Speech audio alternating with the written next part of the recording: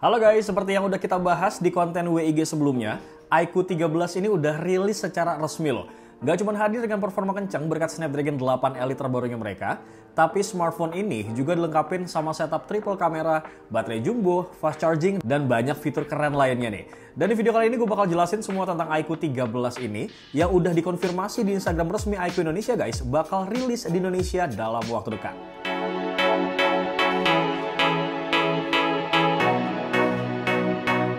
Tapi gue disclaimer dulu ya, kalau video ini bukan hasil review kita pribadi guys. Tapi kita ngambil informasi nih dari beberapa sumber ataupun KOL luar yang udah terlebih dahulu membahas iQOO 13 ini. Seperti biasa kita mulai dari desainnya dulu brother.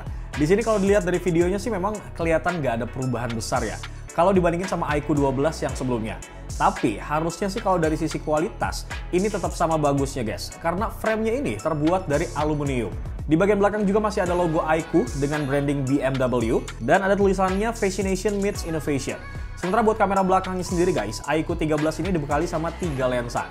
Dan yang paling unik guys, di sini ada lingkaran cahaya di sekitaran kameranya.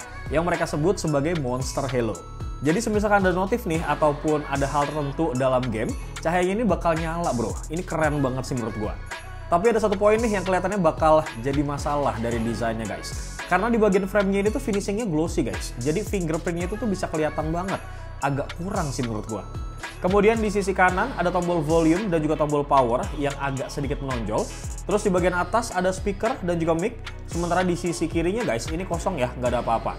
Kemudian di bagian bawah ada speaker kedua. Terus ada juga port Type-C, mikrofon, dan juga SIM tray.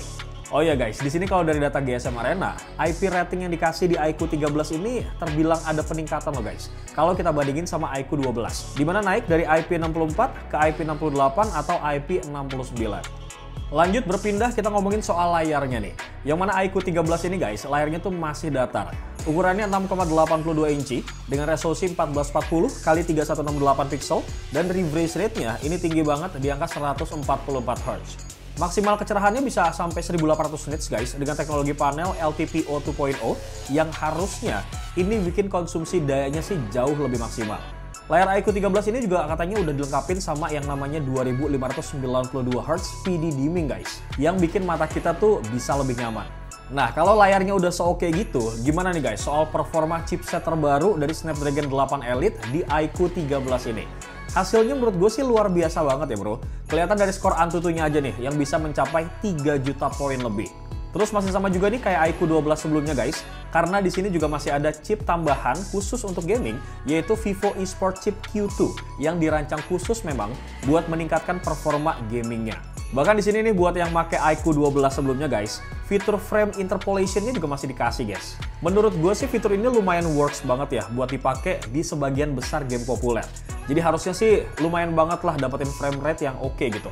Kemudian kualitas gambarnya juga pasti mantep, kontrol suhu dan konsumsi dayanya juga optimal banget nih pastinya.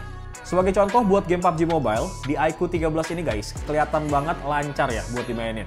Bahkan bisa nyaris stabil nih di angka 120 fps. Dan berdasarkan data dari channel Black MOB, setelah dipakai main 1 jam nih guys, baterai iQOO 13 ini berkurangnya tuh cuma 14%. Terus buat Genshin Impact, di sini juga kelihatan udah smooth banget lah, gak ada lag sama sekali.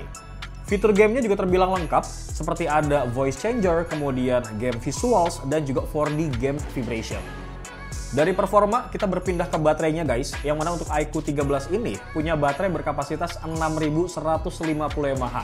Yang diklaim kalau HP ini guys, di-charge pakai charger bawaan 120 watt, baterainya itu bisa terisi penuh dalam waktu nggak sampai 33 menit loh. Menurut gue ini kombinasi yang sempurna banget sih buat penggunaan sehari-hari gitu ya. Bahkan buat gaming berat sekalipun, ini oke guys. Kenapa? Karena baterainya ini cepet banget buat diisi ulang. Jadi kalau misalnya pengen main game sambil nge-charge, ini gue rasa aman banget dan gak ada masalah.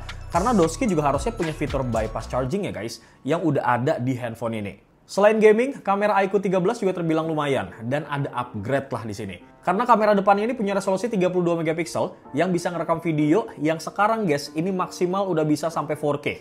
Dan modul kamera belakangnya ini ada setup triple kamera dengan lensa utama 50 megapiksel yang udah dilengkapi sama OIS dan kemampuan 2 kali optical zoom. Tapi seperti biasa nih, kalau misalkan fitur stabilisasi ultranya ini aktif, itu nggak akan bisa ngerekam video sampai 4K di angka 30 fps. Jadi dia akan otomatis kualitas videonya bakal turun ya ke angka 1080 pixel 30 fps. Sementara buat kemampuan fotonya nih, pihak Gizmo China mengklaim ya kalau secara keseluruhan kualitasnya nih cuman oke aja guys. Alasannya karena mereka tuh katanya udah coba foto di siang hari dan hasilnya ini bisa kalian lihat sendiri ya. Tapi sayangnya guys, mereka katanya sih nggak sempat buat nyobain foto di malam hari nih. Lanjut terkait fitur lain yang dibawa sama handphone iQOO 13 ini guys. Kayak misalkan handphone ini juga dilengkapi sama yang namanya fingerprint ultrasonic. Nah selain itu iQOO 13 juga punya rating IP68 seperti yang udah gue mention sebelumnya. Kemudian ada NFC dan masih banyak lagi guys fitur-fitur lainnya. Mungkin ya kalau misalkan nanti gue udah pegang handphonenya pas masuk resmi, ini bakal gue bahas jauh lebih detail deh. So kesimpulannya dari sumber yang gue dapat walaupun terbatas ya, untuk sementara sih menurut gue iQOO 13 ini kayaknya masih lebih fokus ke performa. Nggak kayak generasi yang sebelumnya yang nyoba buat nyimbangin semua lini gitu guys. Ya meskipun eksekusinya ini masih belum maksimal juga, terutama dari segi performa kamera depan guys.